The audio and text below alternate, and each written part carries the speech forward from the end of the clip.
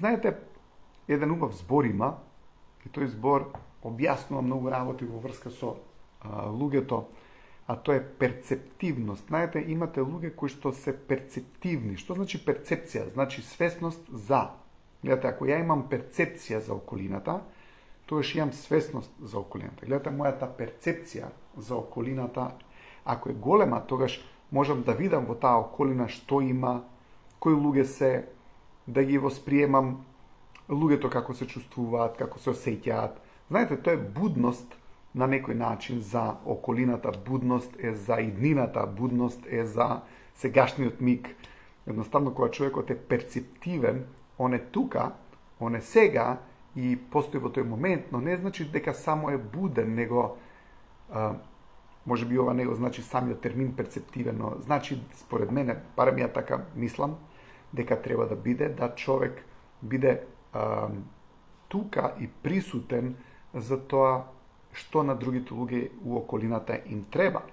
Поради тоа што ако имате перцептивни луѓе за вашите емоции, ако имате перцептивни луѓе за вашата состојба, ако имате перцептивни луѓе особено за тоа пак се емоции како вие се чувствувате, тогаш тој човек ќе биде многу поодговорен за вас.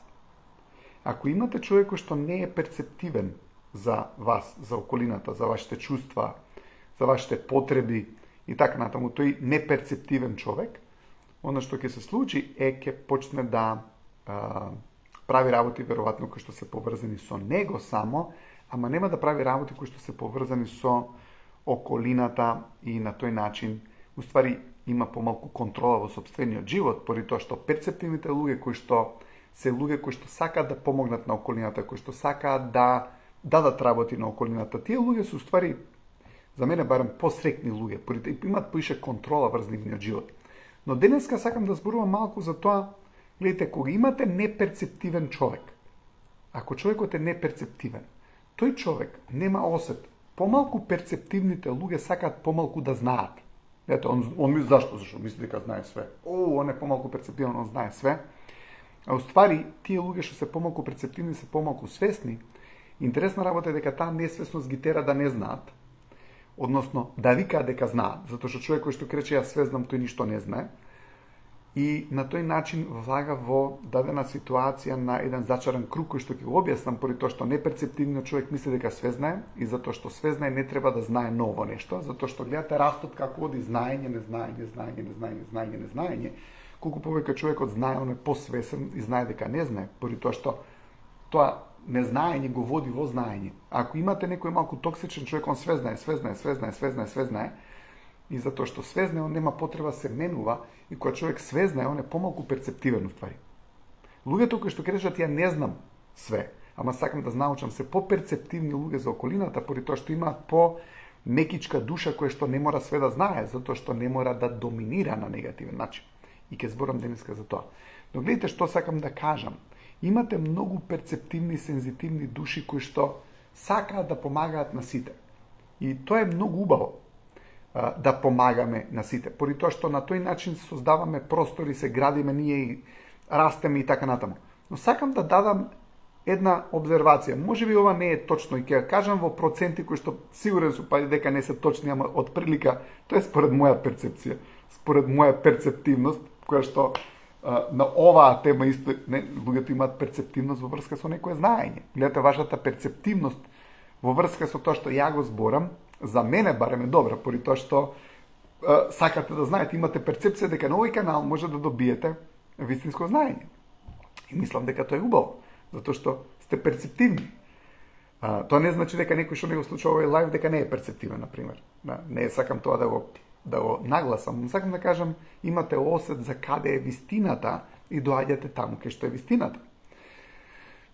Но ајде да зборувам за овие луѓе кои што се перцептивни луѓе, кои што се свесни луѓе, кои што сакаат да се надоградат, кои што сакаат да растат. Мислам дека е многу важно, затоа што гледате тие луѓе кои што се многу меки души, кои што се многу добри души, тие се раздаваат со нивното време и внимание на околината, сакајки да помогнат на сите. Да нагласам, супер е, нема лошо, но сакам само да укажам на нешто. Ако одлучувате да помагате на сите и ако одлучувате да ја раздавате вашата енергија, дајте го тоа од ваша волност и не очекувате ништо за возврат. Зошто? Затоа што, гледате, кога почнувате да давате таква енергија наоколу и да помагате, не се сите луѓе на вашето ниво на свесност и на дарежливост. Поради тоа што ако почнувате да давате енергија, помош, што и да помагате на другите луѓе околу вас, што пак ќе кажам, мислам дека е супер, јас сум го одбрал како професија. Давајте го поради тоа што сакате да давате знаење, сакате да давате помош и така натаму. Поради тоа што ако го давате тоа знаење, и многу е важно на кого го давате тоа знаење, поради тоа што не сите луѓе може да го прифатат тоа знаење. Знаете, замислете ако имате некој човек кој што има многу знаење. Замислите, имате еден лавор огромен со знаење, со способност, сакате да ја раздаете на некој човек. Гледайте другите луѓе колкав капацитет за да го прифатат тоа знаење имаат. Затоа што не сите го имаат лаворот на мудроста што го имате вие. Некои луѓе имаат помало канче. Некои имаат, знаете како кофички течиња што имаат со рачкичка, со гребалка внатре. Некои имаат такво кофиче. Сега ти ако сакаш од твојот лавор да истуриш знаење, мудрост, позитивна енергија во таа кофа не собира цел лавор, ќе падне кофата, он ќе се изнервира, ќе рече, бе, ми е бутна кофата, ти го гледаш зачудено, викаш, човекот, цел лавор ти даов мудрост, ништо не фати, ништо не свати, и двајцата сте љути, ти поради тоа што не си проценил колку мудрост другиот човек толерира и може да прифати, а он фактички нема, се љути поради тоа што сте му го дале, вие прелило неговата кофа и направило да се скрши кофата и двајцата не се срекни, поради тоа што немало проценка кој човек колку може да абсорбира нешто. Што гледате, ако имате луѓе кои што можат да абсорбираат мудрост, да прифатат мудрост, супер, дајте им целата мудрост, ама гледате на некое мало дете, ти ако почнеш да му збориш за дадени типови на изгореници, овој степен, оној степен изгореници, нели, ваков степен изгореници, онакој степен, детето те гледа се вика што зборив на некое мало дете, што му викаш, джиш, не фаќај тоа, джиш, толку му кажеш джиш, затоа што толку може да разбере. Сега, ако ти даваш цело време на секаде енергија, другите луѓе не може да ти вратат колку што ти даваш. Зашто? Зашто после тоа се чувствуваат неубаво. Се чувствуваат неубаво поради тоа што дале многу, ама не соодветно добиваат од околината, има дисбаланс на тоа што сте го дали и тоа што ви е вратено, и луѓето се чувствуваат неубаво кога го има тој дисбаланс. Моje мислење, не е ова факт, мислење, моја обзервација, нешто што јас сум го видел. Гледате, ако имате цел која што вие ја сакате, цел поврзана со вашиот живот, цел поврзана со фамилијата, цел поврзана со општеството, со градот, со работата. Ако сте насочени кон тие цели кои што вас ви се важни, гледате, целта никогаш нема да ја утне работата у возвратот. Целта секогаш враќа. Зошто? Затоа што ти кога ќе стигнеш таа цел, ти се чувстваш супер. Ајде да дефинираме цитат за среќа од филозофот Хабард, вели, среќа е надминување на непознати препреки кон позната цел. Непознати, претпоставам дека значи дека ни се познати препреките, надминување на непознати препреки кон позната цел е среќа. Сега, ако ти ги надминеш препреките и доеш до целта, ти ќе го добиеш фидбекот назад од твојот напор. Затоа е многу важно да си посветен на некоја цел, на некоја твоја цел, на нешто што е поврзано со тебе. Ќе ви кажам една многу друга интересна работа која што исто мислам дека е вистина, дека целите поврзани со вашиот живот. Например, гледате, ако имаш цел да, не знам, некој дете има цел да отиде да купи работи за дома, за тоа што мајка му рекла. Иди, синко, у самопослуга, иди у маркет, купи ги овие работи, детето иде купува. Океј. Не е тоа толку мотивирано детето ако ја завршил таа работа. Поради тоа што, гледате, многу често мотивацијата многу јако доаѓа од работите кои што си ги ветуваме на нас, што ни значат. Па дури да ги земете целите поврзани со вас лично. Не мора да е ова само за личната цел. Но гледате, личните цели, кои што се поврзани со нашиот живот. Денеска да прекинеш да едеш благо колку што си јадал. Денеска да прекинеш да пиеш кафе, да намалиш цигари, да не зимаш алкохол. Повеќе некој човек ако се дрогира да не се дрогира, да не отиде некој казино зашто знае дека троши пари таму и така натаму. Гледате, он има своји цели. и ако ги реализира тие своји цели, он ќе има многу мотивација да отидеш у теретана, да станеш од саба или да отидеш у теретана. Гледаш, ако ти отидеш у теретана, затоа што си ветил себе си, и ако го испочитуваш тоа што си го ветил на себе си, ти ги имаш многу мотивација. Гледате, таа цел нема да те запостави. Затоа што ми е поентата. Ако имате цел која што ви е важна, насочете енергијата барем 60-70% таму, поради тоа што никогаш нема да се разочараш од недавањето на целта, зашто таа секогаш ќе ти врати.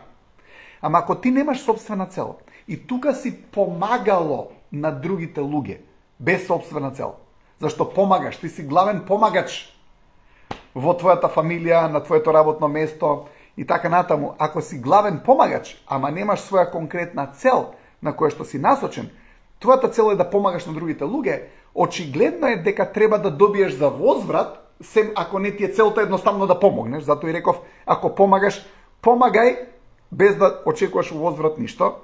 Ама ако помагаш, обично луѓето очекуваат дека луѓето на кои што им помагаат ќе им вратат. Сакале неќе во еден момент ќе речат, ама премногу ми е да помагам, а никој не ти враќа назад. Ако не ти е вратено назад, тогаш се разочаруваш. И се замисли ти 70-80% од денот помагаш на сите, а 10% работиш на собствената цел. Се луѓето, ако само 10% работат на собствената цел или целта на која што многу им значи во нивниот живот, мислам дека самите влагаат во ситуација да бидат разочарани, затоа што 80% ако помагаш на луѓето, ти не можеш да очекуваш 80% од истите тие луѓе ти помагаат на тебе. А ти 80%-90% помагаш на сите, 10% работиш на својата цел, која што ствари ќе ти го даде фидбекот назад. Затоа што рековме, ако стигнеш, ти ќе бидеш среќен. Значи, ти кога ќе дојдеш до некоја цел, и дури да не стигнеш, да се вратиме на цитатот од Хабард, надминување на непознати препреки кон позната цел е среќа. Дури надминување на препреките кон некоја цел, не мора да стигнеш до таа цел. Ти со надминатата препрека си среќа, ама работиш, имаш среќа, ама работиш на некоја цел, посветен си таму. Е сега замислете го, некој човек кој што 10% работи на својата цел, 80-90% работи да им помогне на сите други, да ги усреќи, да ги направи да се супер. Пак ќе кажам, прекрасно е, ама немој да очекуваш назад ништо, поради тоа што ќе се разочара, затоа што често пати луѓето викаат не очекувам ништо за возврат, се очекуваат. Може би и човечки да очекуваш нешто, затоа што си се раздал со енергија, ама гледај, тие луѓе не се тој тип на луѓе како што си ти. Не можеш да очекуваш од тие 80% на кои што ти помагаш и они тебе да ти помагаат. Зашто? Не си истиот тип на душа.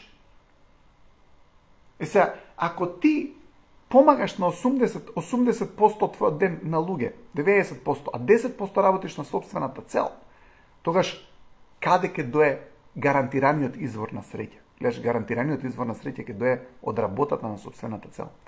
Што ми е поентата? Ако работиш 60-70% на собствените цели и 30% помагаш на околината, 40% од времето помагаш на околината, ти ќе имаш баланс.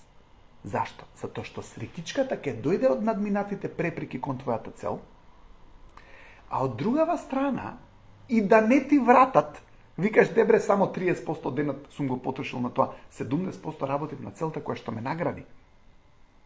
Ме разбирате? Многу е важно човекот да работи на собствената цел, за да не остане изигран во животот. Зашо? Ако работиш на собствената цел, никад нема си изигран. Никад нема си изигран. Ама ако немаш цел и цело време помагаш на други, помагаш главен си на другите луѓе, тогаш на некој начин се воспоставуваш себе се, доеш во позиција каде што другите луѓе нема ти вратат, намерно или ненамерно, веројатно ненамерно не ти вратиле, поради тоа што они не се толку перцептивни како што си перцептивен ти, не се толку свесни како што си свесен ти, и сега на луѓето им се криви другите луѓе во таа ситуација, не заради друго, затоа што другите луѓе не се во истата емоционална, енергетска и умствена состојба во која што си ти. И не можеш да очекуваш тие луѓе, ти на 80% од луѓето си им помогнал на, или 80% од времето го користиш за помагање на други, ама си ја запоставил собствената цел, си ги запоставил собствените цели на кои што ти не работиш за да помагаш на други луѓе. И сега, што е проблемот? Затоа што ако ти не работиш на собствената цел, не можеш да дојдеш до остварување, постигнување и до задоволство, работиш да им помагаш на другите луѓе, колку си им помогнал, колку не си им, ти знаеш.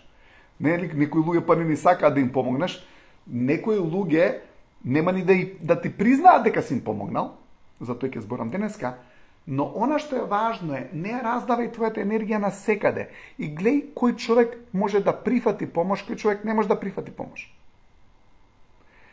Кој човек може да ја прифати твојата помош, гледај, и кој човек не може да ја прифати твојата помош. Ако има некој човек што не може да ја прифати твојата помош, не му помагај.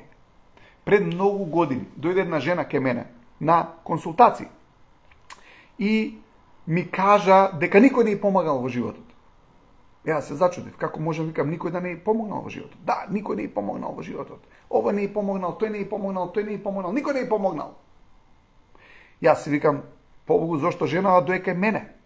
Дали јад ке видам еден од тие кој што не ја помогнал? И ми кажуваше како не верувал помош и како никој не ја помогнал. Ја изслушав женава, добро. Женава мислеше дека ќе речам да работиме, ја реков. Добро, ја изслушав, само пријатно. Женава малку се збуни затоа што очекуваше дека ќе речам ајде да работиме. Ама ја не реков дека ќе работиме. Затоа што ја сватив дека глеј, луѓето кои што сакаат да помогнат се потрошени многу од луѓе кои што не прифаќаат помош. Јас знаејќи го ова, затоа што јас сум си имал искуство во минатото, ќе се вложиш на некој да му помогнеш, ти сваќаш после многу вложен труд дека не можеш да му помогнеш и на крај ти се разочаруваш затоа што не си проценил дека тој човек не може да прифати помош. Сега, во таа ситуација ја одбив да помогнам свесно, поради тоа што мислев дека ќе сум еден од многумината кои што не успел да ја помогнат. Одлучив дека нема да предложам да имаме консултации. Со таа жена се сретнав 2 години после тоа. Случајно. Не изгушка и ми рече, на сите им зборам колку си паметен. Што мисле со тоа женава, ја не знам. Ама знам една работа, дека сум оставил добар впечаток. Со тоа што не сум и рекол да работиме. Затоа што претпоставам да сум и рекол ајде да работиме, пак немало да помогнам, пак немало да биде нешто како што треба. И на крај, веројатно, нашата релација немало да биде толку добра, како која што сум одбил да помогнам или сум одлучил да не помогнам во тој момент. Поради тоа што сум пресметал дека имате некои луѓе кои што ствари не можат да прифатат помош. Сега, тие луѓе се тешки. Гледайте, има една многу интересна скала. Се вика скала на заинтересираност од филозофот Хаберт. И он зборува дека најниско е помош, па после тоа е контрола, па е комуникација, па е заинтересираност. Ај уште еднаш. Помош, контрола, комуникација, заинтересираност. Гледате, тоа е скала. Сега, тоа е еден цел текст, ќе го парафразирам, не можам да го цитирам, но гледате колку интересно е. Ако помошта не е отворена како врата, тогаш човекот нема да ви дозволи да го контролирате. Зошто? Поради тоа што човекот кој што е сомничав на примање на помош, ако направиме една анкета и да ве прашам сите вас, поише сакате да помагате или да ви биде помогнато? Веројатно најголем број од вас ќе рече да поише сакаме да помагаме. Да. Значи луѓето сакаат да помагаат, луѓето сакаат да даваат помош. Сега, кога имате луѓе кои што сакаат многу да помагаат, и имате луѓе кои што другата страна не ќе да прифатат помош, тогаш имаме сите проблем. Ако ние сакаме да помагаме, ама немате други луѓе од другата страна што сакаат да ви ја прифатат помошта, или можеби сте и вие некогаш, не викам дека луѓето што сакаат да не прифатат помош се токсични луѓе. Не. Него сакаат, гледате, некогаш луѓето кои што не сакаат да примат помош, не ја примаат помошта поради тоа што имаат размислување или да не му сметам на другиот луѓе, да не им сметам на другите луѓе, што не мислам дека у тој случај е токсичност. Него едноставно јакви луѓе не ми треба помош да не реметам никого, но немојте да имате тој став поради тоа што не реметите никога ако ви помогне. Реметите рамнотежа ако не дозволите некој човек да ви помогне. Јаки жени имате. Јака жена некоја. Ја почитувам многу јаки жени. Зошто? Поради тоа што животот ги направил јак. Мажот не плаќа алиментација, она сама го одгледува детето, абе капа да исимнеш. Ама некојаш е до толку јака што ниеден маж не може да и се приближи на неа. Абе и кесиве од маркет не му ги дава да ги носи. Абе викам дај му ги. Како ти се приближи тој ако не преку помош? Остај го малку да ти помогне. Гледате, Не викам дека тој тип на жени се токсични, не. Но имате специјалци, луѓе кои што не веруваат во помош. Тие се токсични. Зашто? Поради тоа што човекот што не верува во помош, тој не верува во луѓе. Сега, како ти да му помогнеш на некој што не верува во луѓе? Тој не верува во тебе. Сега, гледате кој е поентава од оваа скала на филозоф Хабард. Значи, помош, контрола, комуникација, заинтересираност. Ти имаш проблем некого да контролираш. Така? Да. Ама зашто? Затоа што тој има проблем да прифати помош. А луѓето кои што све знаат, сте ги приметиле тие све знајковци, јас све знам. Тој не ќе да прифати помош. Ама ти како ќе искрираш ефект кај некој човек ако тој не ти ја прифати твојата помош? Цитат од филозофот Хабард исто вика: највисоката цел во овој универзум е да креираш ефект. Сега ти кај некој човек што не ти прифаќа помош, он све знае. Затоа што и самиот совет да му го даеш на некој помош. Ама он све знае. И сега ти се чувствуваш глуп затоа што си му кажал нешто, овој све знае, и ти со прстот уста си викаш: леле, што направив ја, не му помогнав на овој. Ама си требал да размислиш, што ако све знае, тој не може да дозволи да прими помош од тебе. Може би му треба, ама има толку јако его, толку многу суета во тој човек. Но не може да си дозволи да прифати помош, затоа што ако дозволи да прифати помош, он мисли ти си над него, а он не може да си го дозволи тој луксус некој да е над него. Зашто он е главниот, он е сезнајкото, он е тој кој што све мора да контролира. Сега, луѓето кои што не сакаат да прифатат помош, гледате, обично они сакаат да контролираат, а не сакаат да бидат контролирани. Затоа што кај ќе го контролираш ти тој него, он не ти верува. Он не верува на луѓето. Он е сомничав кон луѓето. И како сомничав кон луѓето, не ти прифаќа помош. И затоа он сака тебе да те контролира, ама не сака ти него да го контролираш.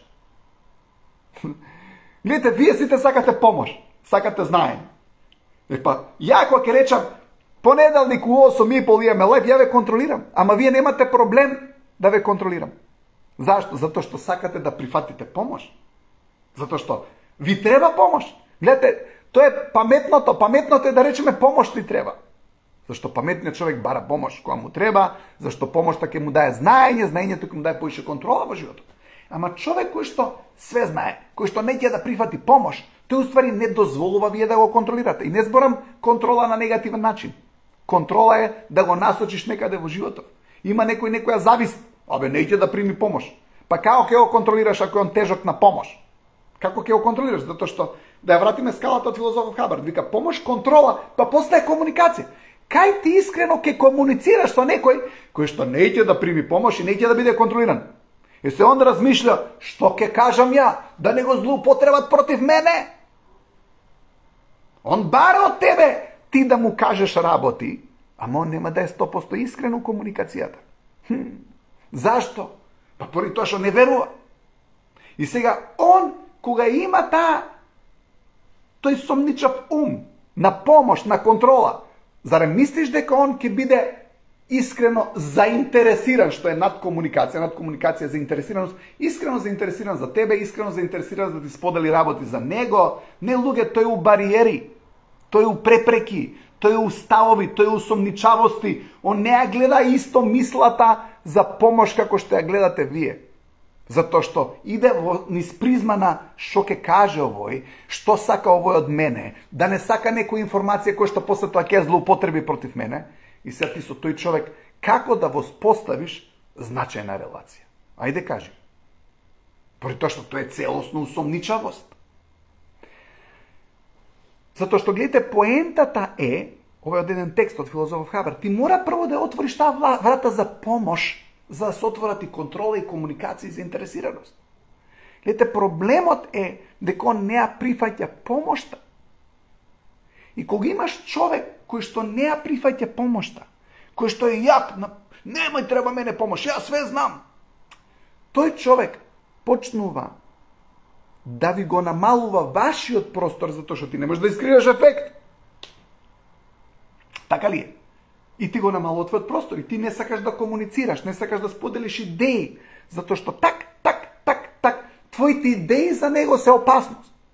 Затоа што мисли дека ќе му влиеш на неговиот ум. Кај се таа идеја глупост? Ма не, ајде глупости, како да не?